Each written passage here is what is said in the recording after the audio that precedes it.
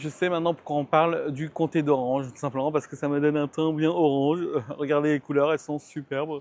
Grâce au soleil de la Californie dans le comté d'Orange.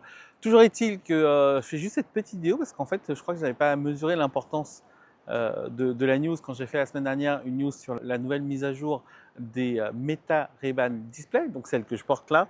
J'ai vu que beaucoup de créateurs de contenu et de journalistes qui étaient présents au CES 2026 ont essayé, ont dit qu'ils allaient essayer de le récupérer.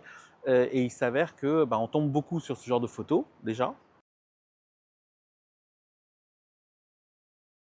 Et deuxième chose, en fait, il faut vraiment prendre rendez-vous. C'est-à-dire que moi, quand je les avais achetés le 30 septembre dernier, je m'étais pointé en boutique et tout, et puis voilà quoi.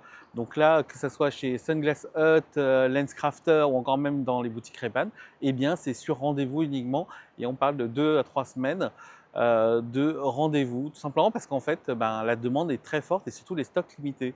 Et c'est justement dû à ce verre assez spécifique que Meta n'arrive pas à produire plus, ou Ray-Ban hein, évidemment.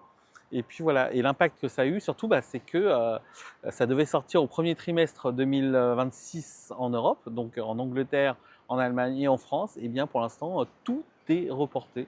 Donc on parle plutôt de fin 2026 et il y a même certains qui avancent des rumeurs comme quoi ça sortirait finalement pas du tout et qu'il faudra attendre une génération 2 avec des verres plus accessibles, moins chers et tout, avant de pouvoir les produire en grosse quantité.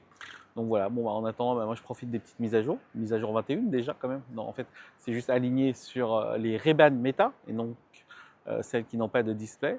Et puis voilà quoi, donc je suis plutôt content de les avoir. Dernière chose, tant que j'y suis, on le dira pas assez, mais vous voyez, par exemple, là, je les utilise donc grâce au pad qui se trouve ici, pad tactile, et j'utilise pas du tout le Neural Band, tout simplement parce que c'est un gros bracelet quand même, c'est un peu chiant. Donc je pense que quand le bracelet sera plus fin, plus petit, ce sera beaucoup plus, ce sera moins intrusif et plus utile. Voilà. Bon, dites-moi ce que vous en pensez dans les commentaires. Si vous n'êtes pas trop déçu de ne pas pouvoir acquérir les Meta Ray-Ban Display, du moins pour l'instant et du moins et surtout officiellement en France. Et puis moi je vous retrouve sur une prochaine vidéo. Ciao!